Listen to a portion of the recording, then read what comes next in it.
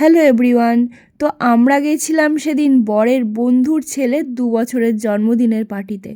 ব্যাপারটা শুনতে সাধারণ মনে হলেও আদেও কিন্তু সাধারণ ছিল না। কেন সেটা বলছি তোমাদেরকে। প্রথমে তো সেজেগুজে উপহার নিয়ে রওনা দিলাম, কিন্তু উপহার কেনাটা ছিল বিশাল এক ব্যাপার।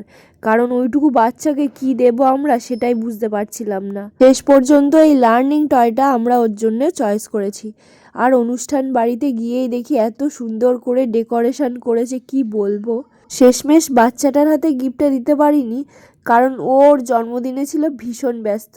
আর একটা মজার ব্যাপার হলো, ও চাইছিল কেক কাটতে, কিন্তু ওকে কেক কাটতে দেওয়া হচ্ছিল না, কারণ ফটোগ্রাফার পারফেক্ট শটের জন্য ওয়েট করছিল। এদিকে তো ও ছাড়বে না, ও তো তখনই কেক কাটবে, এই নিয়ে চলছিল ওর কান্নাকাটি। আমরা তো দেখে বেশ মজা পাচ্ছিলাম। আর এদিকে তো আমরা স্টার্টারটা এনজয় করছিলাম। স্টার্টারে ছিল ক্রিস্পি চিলি বেবিকর্ন আর ক্রিস্পি চিকেন। এত সুন্দর সুন্দর মেনুর থেকে আবার বেশিক্ষণ ওয়েট করা যায় না।